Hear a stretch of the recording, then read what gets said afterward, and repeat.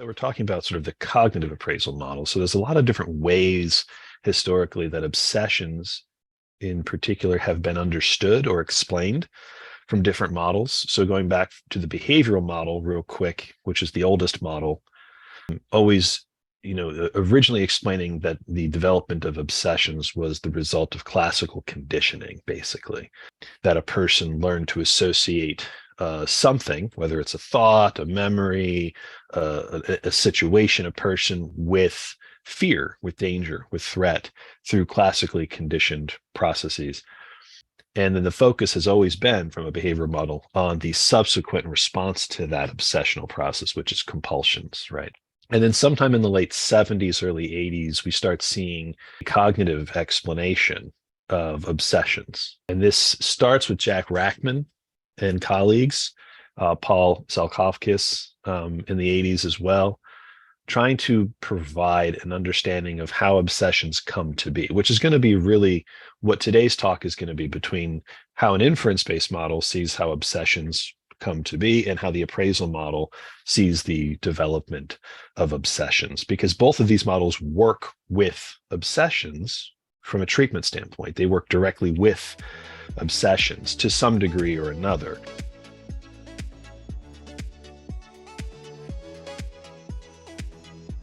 So the appraisal model looks at this and says it's the appraisal or the evaluation or the judgment of that particular intrusion by that particular person that creates a kind of entanglement with the intrusive thought. It injects emotion, it injects significance and importance into a normally occurring thought.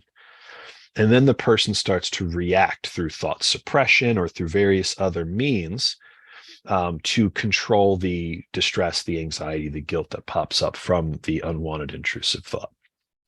So in this model, the treatment isn't the intrusive thought, it's the appraisal of it, which, by the way, can be incredibly valuable and helpful, right? That model has helped a lot of people. But here's a completely different way of understanding OCD.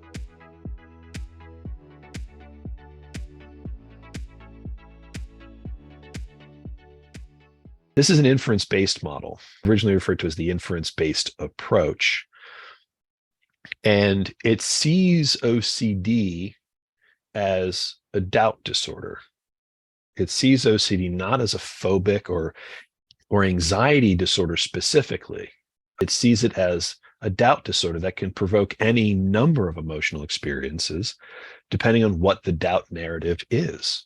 And at the core of the problem is the doubting. That's what kickstarts everything. So it's not that your appraisal and or your compulsive response to things is the core of the problem. It's the doubt.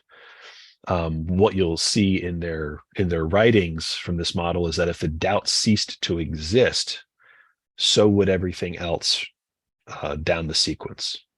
And it's distinguishing itself from the cognitive appraisal model. So according to I-CBT, these negatively appraised, normally occurring thoughts are not how obsessions are constructed, that they're actually constructed through what we call an inference of doubt, or a faulty inference of doubt. We can call this inferential confusion about the self, about the five senses, about the common sense, or one's common sense. So where one model sees it as an intrusion that is appraised, and appraisal is the problem, I-CBT doesn't see it as an intrusion. This is not a normally occurring thought that creates an obsession. It's actually a faulty inference of doubt, right? Which is significant in the fact that it's not normal, right? An intrusion is normal according to the other model, so it doesn't need treatment. It doesn't need to be addressed. The appraisal needs to be addressed. But in this model, the intrusion isn't an intrusion at all. It's an inference of doubt, and specifically an inference of doubt about something highly selective. It is something that I don't doubt everything all the time. I doubt this thing at this time for these reasons.